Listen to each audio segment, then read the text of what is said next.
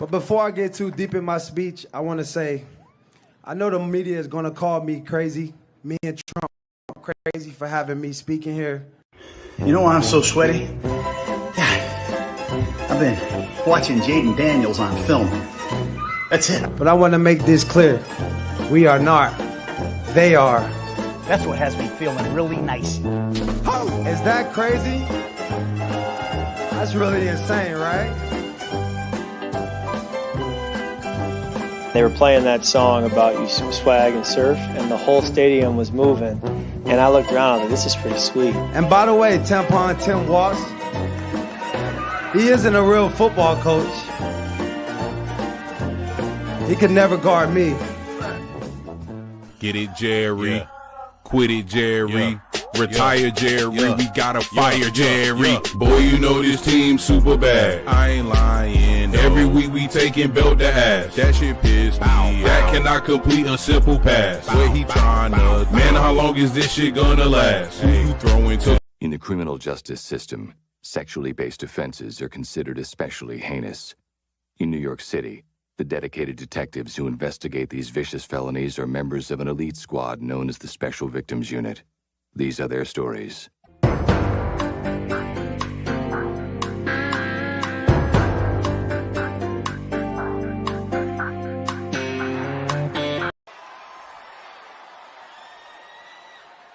Come on out, you rapist!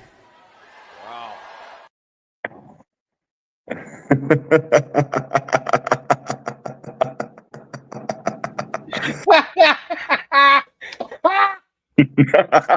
That's why I'm the producer, bitch.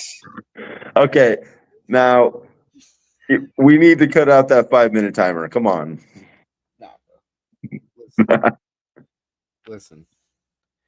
How we get people on first? We don't want to just fucking give the basket away, and then people are like signing on, like, "What? I'm already halfway through. What the fuck happened?" Right? So we leave the timer on.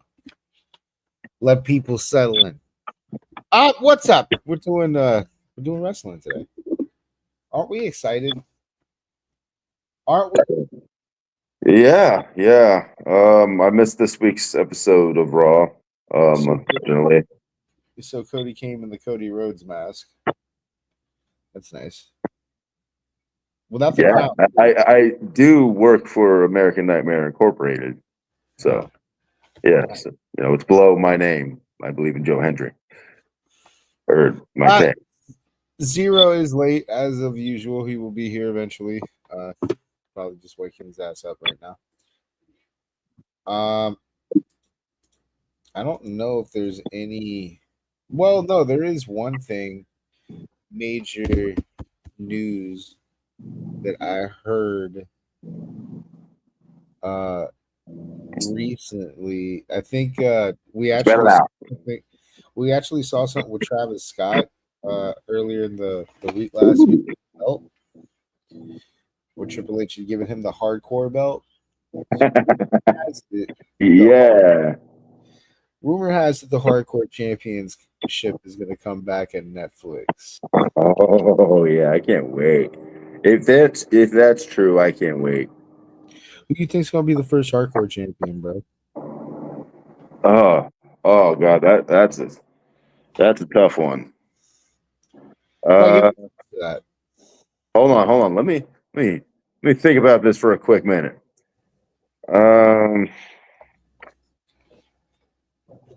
Let's see. I would go with Otis. Nah. No? All right, Braun Strowman. That's a maybe. That's possible. Or one of the Wyatts. Eric. What about Butcher Sheamus? Yeah, that could work. I mean, Sheamus has a lot more on his resume. Or what about CM Punk or Drew? Right? CM Punk likes to bleed. Drew likes to bleed. That works. I mean, Scotsmen, they always bleed. I don't know why we said we. I'm not Scottish. No, your bone.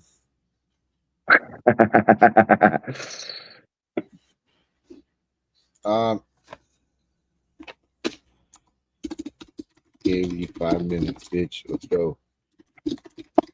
Sorry. When you're your own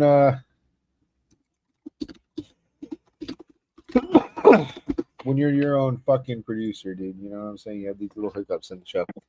Anyway, so let's get to some fucking Raw. Listen, we're gonna blaze through this, and then, I mean, I will warn you at the end of the cast, but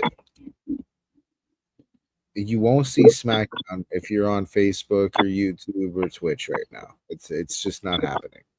We're not playing with the powers that be. But we will be on X and we will be on Rumble. So there's this ticker down at the bottom of this video. Eventually it'll get to our X and our Rumble link. Definitely follow those. That way when I do drop this stream, you know where to go.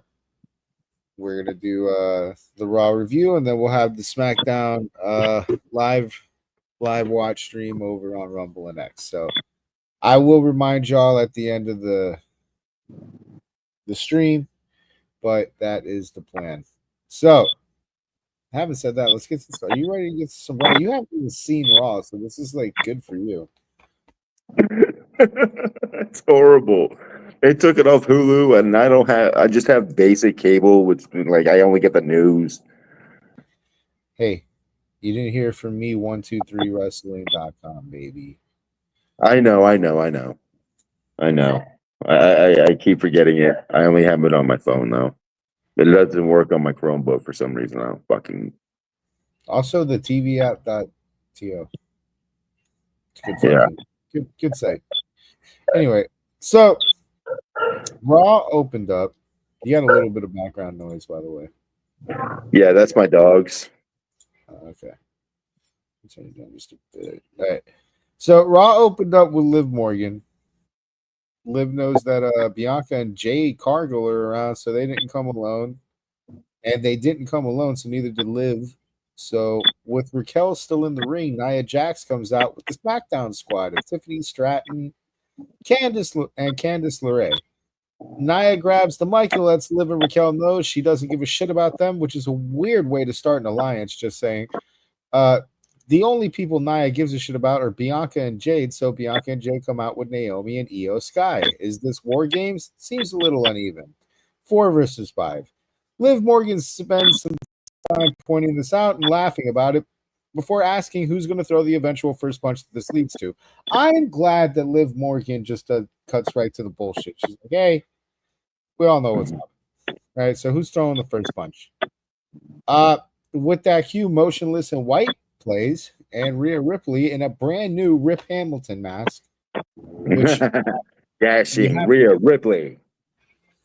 I don't know if for our older sports fans, Rip Hamilton was that Detroit Piston that wore that weird mask when he broke his nose. Yeah, I know. So I don't know his name, but I know who you're talking about. Yeah.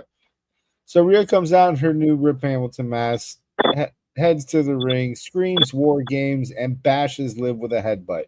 I just want you to know that Rhea Ripley shattered her orbital bone from headbutting someone. And the first thing she does when she comes back to the ring in a protective mask is fucking headbutt someone. This is why we love Rhea Ripley. You see this? You see that? Like this protects your brain. Okay, this is like your skull, your orbital bone. All right. I haven't seen somebody so reckless with their head since Tua Tagovailoa played football. Anyway, this turns into a brawl. The Team Ripley ends up getting the better of Team Liv, retreats up the ramp, and we have our War Game set up. So After that, we get a match between Rey Mysterio and Zelina Vega versus Ivy Nile and Chad Gable. So this is a mixed gender match. It's a pretty standard, somehow highly entertaining intergender tag match here between American Made and LWO members. Ivy now kicks things off by slapping Zelina, but they fall out of the ring, and much of the match ends up being Gable and Ray. Not to say it goes down with their time. Towards the end, Ray is able to stop a Chad Gable rally while Chad was on the top rope. After Zelina hits a Hurricanrana on Gable and dumps Ivy from the ring, Rey Mysterio hits Gable with a 619 dime drop for the pin. After the match, the Creeds come into the ring to console Chad, but Gable shoves them off and begins berating Clay, hitting him, fitting in a brutal slap. Clay responds by shoving Brutus, and Brutus and Clay get into a shoving match until Chad gets in between them and pumps them up for a salute. You almost forget that Chad got pinned a minute ago. Like, the Creeds weren't even involved in the match. What are they doing slapping each other? What? I don't. All right. Hold on, while you're fucking doing that, let me get this. Jesus Christ, you're fucking Doing what? There's something in the background that's giving a mad high. I'm outside. Yeah, that might be it. All right. After this, we get a back area with the Judgment Day. Finn tries to console a clearly bothered Liv Morgan. Finn has the perfect idea. Since Dom single-handedly beat Damian Priest in the main event a couple weeks ago, he's the man. So, him and Marco are going to handle the War Raiders. They're off to do that. Finn and JD depart to go talk, and Raquel helps Liv with her newfound Rhea Ripley-induced headache. So Judgment Day are up to their induced headache. I mean, imagine getting your head bashed in by a fucking person with a Rip Hamilton mask. That's got to suck double time. Oh yeah. Oh wow. After this, we get a video promo with the Miz. Like she broke her orbital bone too. Like, you know, she with that mask on, fucking like, you know, she just like headbutted Liv and broke her orbital bone.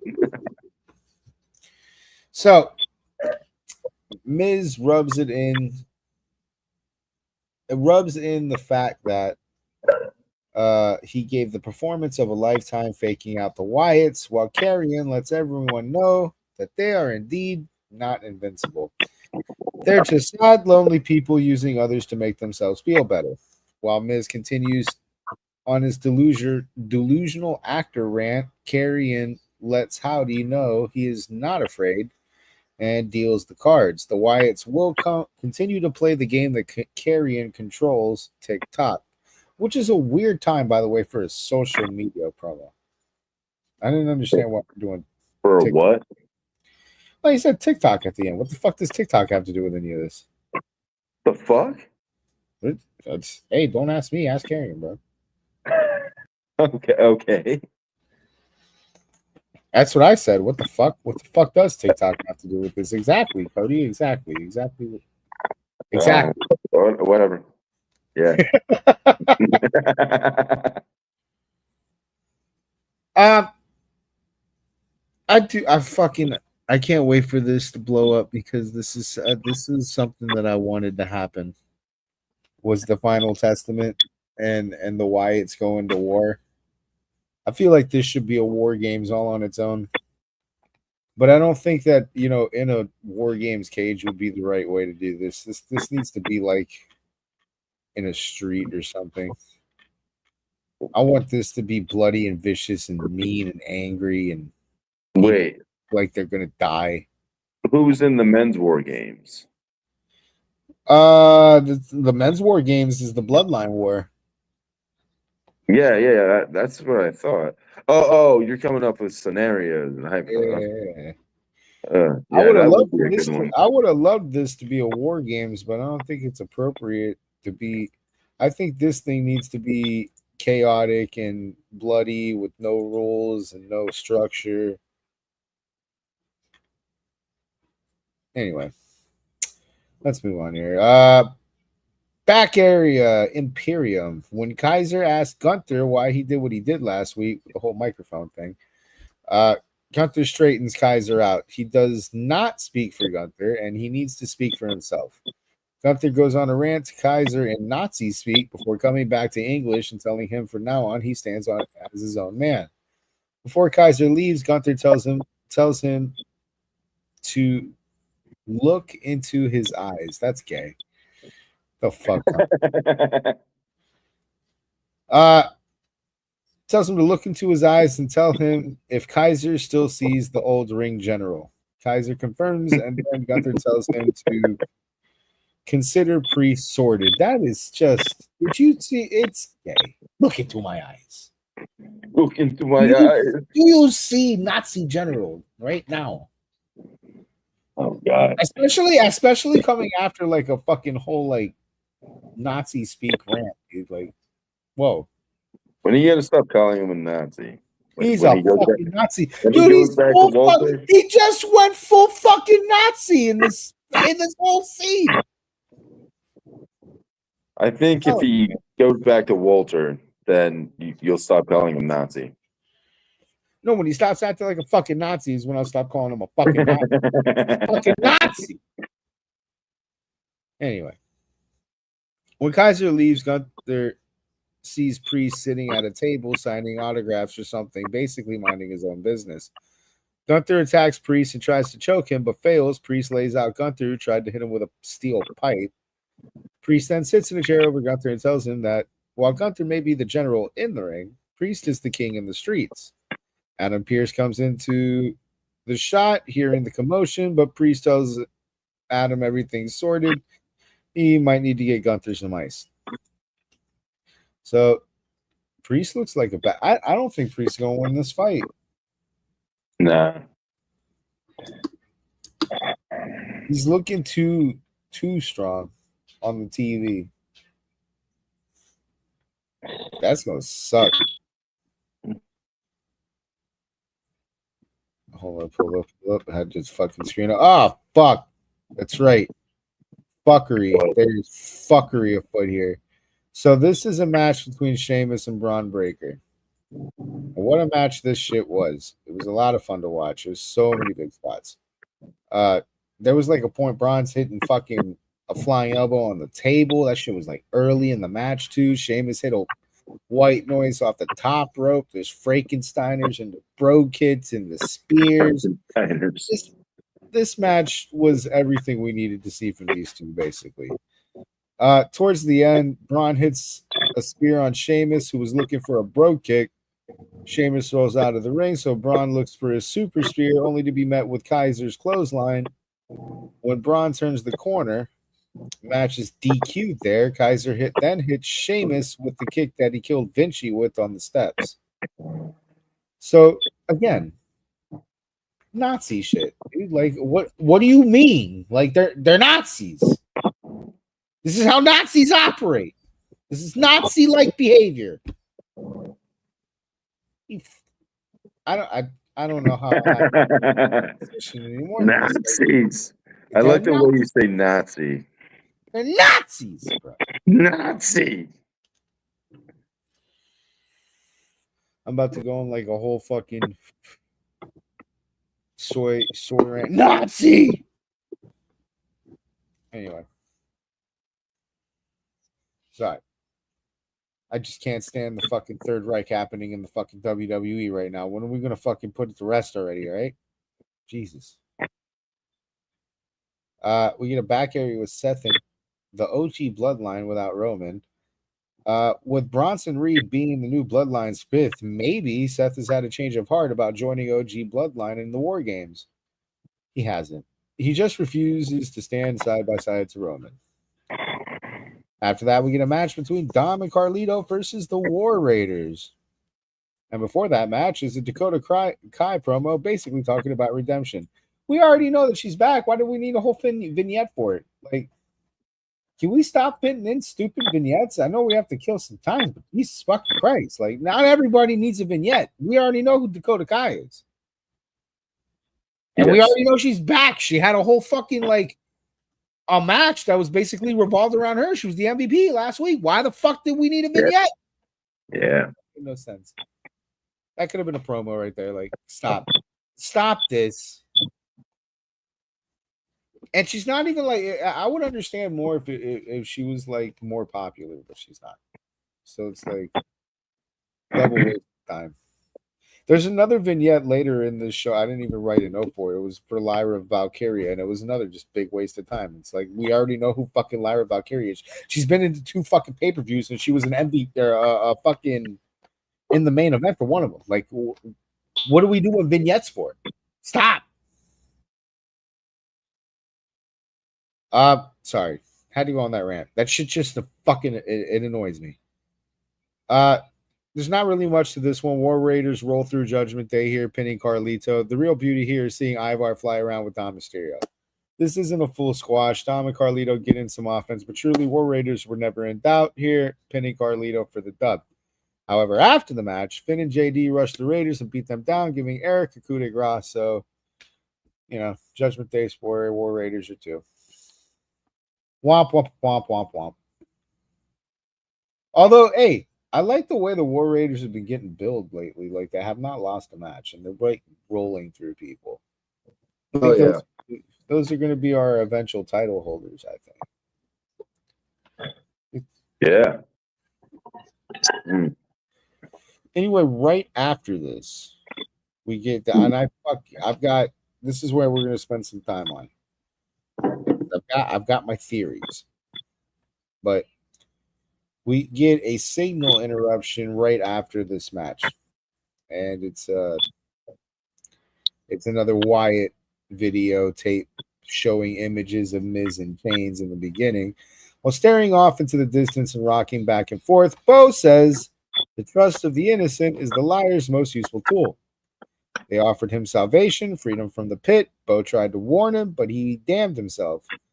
Bo says he's sorry for what happens next. He chose this, and his hands will forever be bloodstained because of his actions.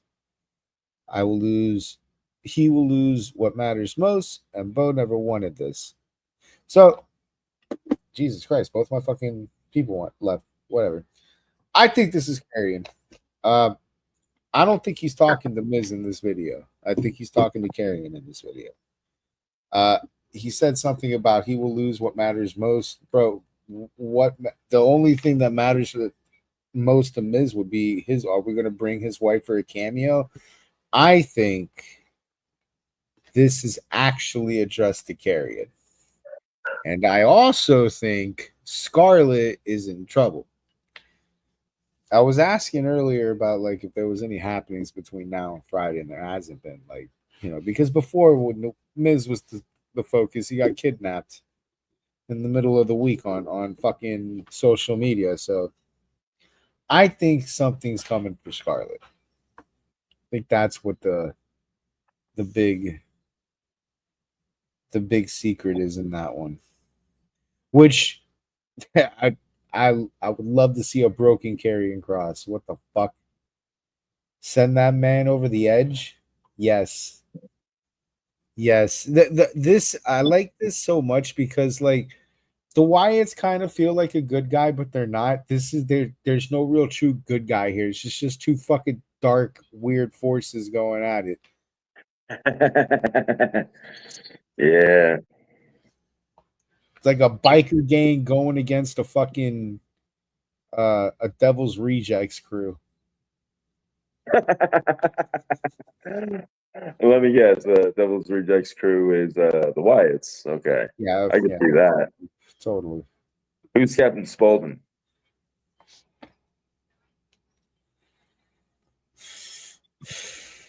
And who would be Otis? Maybe Gacy would be Captain Spaulding. Gacy. Anyway, listen. We got plenty of time.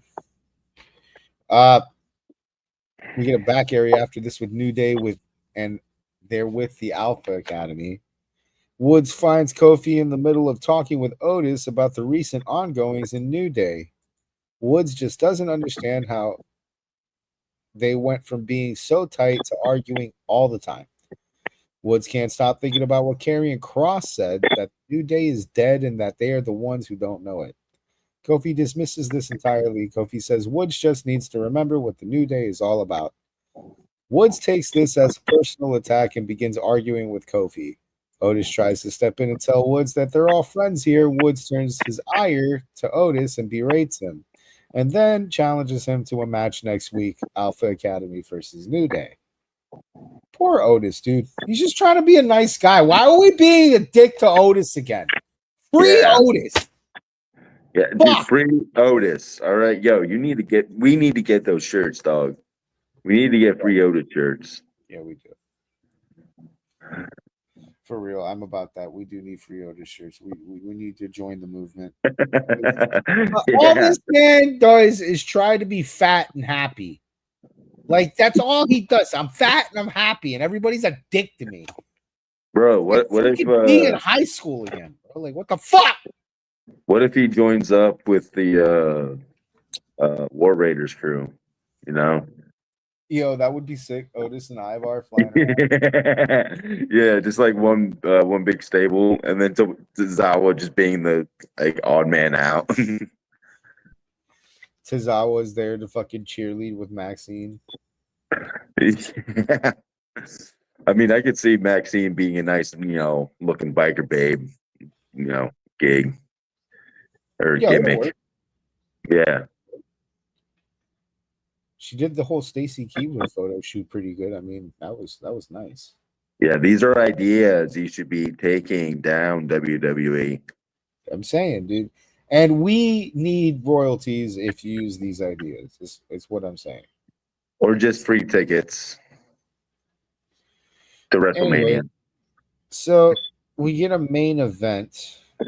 Bronson Reed versus Seth Rollins, the rematch. Seth and Bronson go to war in their grudge match, but not before the new bloodlines, Tongans and Jacob, reveal themselves at ringside, prompting the Usos and Sammy to also come to ringside. The bloodlines war at the ramp, and OG Bloodline is able to evict the new bloodline into the stands. Now that the ringside is clear, Bronson and Seth tear the house down, going to war. Bronson in control of much of the beginning portion of the match. Seth finds a rally after the commercial break, powerbombing Bronson off of the top rope, which was sick to see. I like that we're putting fat people on skinny people and bombing them. Like, I like that that's like a thing that we keep doing. Like Bronson Reed and Nia Jax just getting power bombed is insanely satisfying to me. Not Nia. Why is Nia always getting abused? I mean, not abused, but like hated on. Seth looks to have the match in hand after he hits a pedigree and a stomp and climbs the top rope for the finale. However, Solo Sikoa appears from the crowd and stands on the announcer's desk yelling at Seth Rollins. This distracts him long enough for Bronson to wipe him out. Bronson wins the rematch with the Tsunami. I'm pretty sure now it's safe to say Seth is probably going to be the fifth in the Bloodline War. I think that's what we're getting at here. I think now the hand's been forced. He's going to go in as the fifth. He hates fucking Roman. They're going to argue through the whole match. I don't think the Bloodline's going to win. I don't think the OG Bloodline. Oh, okay.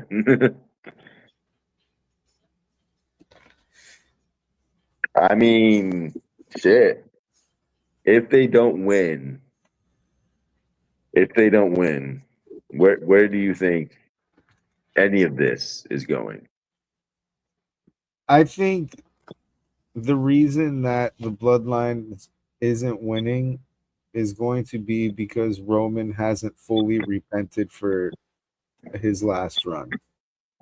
And I think that's what we're trying to drive to. I think we're going to spend some time having Roman face his old demons and settling those or rebuilding those bridges that he burnt. And he fucking burnt them to crisps. So, because he's had to console with Jay. He's had to consult with Sammy. He's had to consult. Now he's going to probably have to consult with Seth Rollins. And I don't think these are clean. Like the last match finish that these guys were in, they lost because they weren't on the same. They weren't really gelled. And I don't think they're really gelled now. I don't think this is going to turn into Bloodline wins until we get Paul Heyman back. Yes. I think that's the missing The link. wise man. Because, oh my God. Another thing, but Roman called him the other week, and he didn't. Well, no, it's not that he didn't answer. It's that his number was disconnected. So once he comes back and stuff, yeah, they're gonna go on a winning streak. Fuck yeah, I could see that already. I wonder if we see Paul Heyman tonight. He's gonna come back with all gray hair.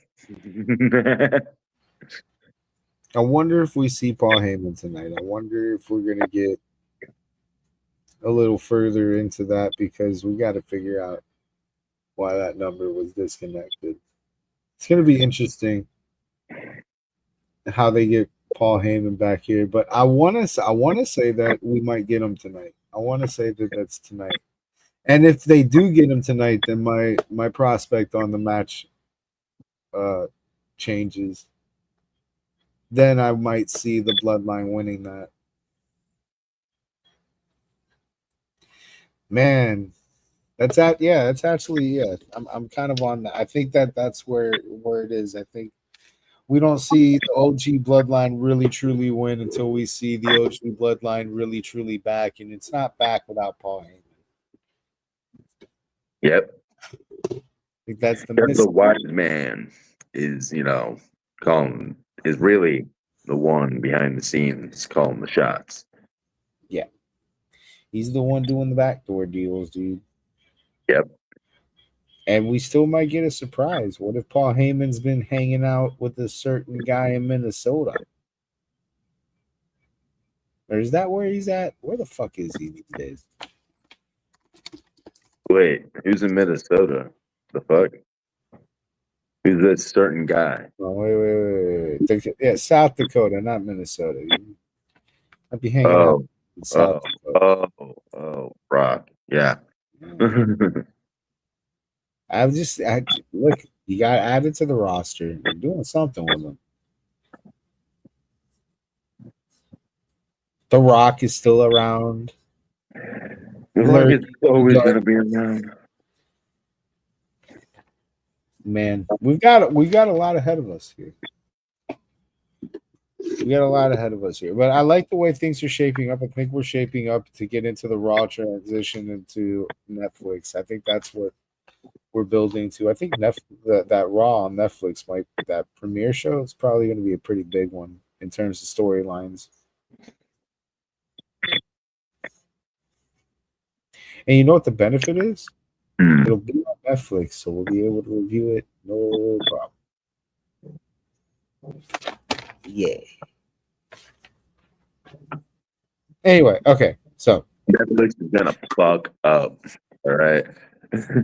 Everyone's gonna be watching that shit. I hope it doesn't look like the Tyson fight. Oh my fucking god. Oh my god. Oh my god. That was horrible. Critical failure. And they're supposed to be doing Christmas NFL games. Oh man. Anyway, so we're about 15 minutes from SmackDown. The show or the review on Raw is pretty much done. So what I'm going to do is right here we're going to cut our feed for Facebook and YouTube and Twitch. If you're on X and Rumble, don't worry. Nothing changes for you. But if you're not on X and Rumble, you need to get on X and Rumble, because this is where I disconnect from you. So until next week, or until if you're a fan of our football show, until Tuesday, we'll see you then. There's other thing that I do want to mention. I'm going to mention it a lot at the end of our shows. On Jan 6th, which is ironically the debut to Raw, so I've got to figure out. I'll probably have to watch Raw after the show that we do. But on January 6th, we're debuting a new podcast. It's a politics podcast with this same crew, but we also have a couple of smart guys to help us with shit because we're fucking idiots. Is your dad gonna be part of it? Yeah, I've got a whole segment planned for him. Oh my god, really? Yep, it's gonna be called Conversations with My MAGA Dad. I'm gonna call him on the phone randomly every week. I'm gonna call him on the phone randomly and ask him a question, and I'm just gonna put the phone on speaker and let him go. Okay? Yeah. Fuck yeah. I have a whole plan for that. Oh my god, that is just fucking awesome. Yeah, I gotta be there. Conversations with My MAGA Pops. When are we debuting that? January 6th is the first January 6th. Okay. Wait, isn't that yeah, that's on a Monday, so it'll be Monday Night Raw's debut too. Yeah. I was about to say. I'll figure out some way to make that work, even if we have to watch Raw at the end of the politics show through the website. It's fine. Not really too worried about that. The other thing I want to mention is that on Survivor Series, we are debuting our website, our new website. It's going to be called unsolicitedpods.com. And on that website, we'll have a feed just like you're seeing now on the website. We'll have a chat there. It's basically going to be our home. That way, if we ever get canceled on one of these things that we stream on, we still will be over on the website. And then we're going to move watch streams over there once that happens. So the real big watch stream will be Survivor Series, and it'll be on the website. So and we'll still maybe double stream on X because I like X. But either way, so yeah, this is going to be, we're now 10 minutes from SmackDown, so this is going to be where we stop streaming on Facebook. So goodbye to you people. We're going to end these things now. Give it a sec. Da-da-da. Da-da-da.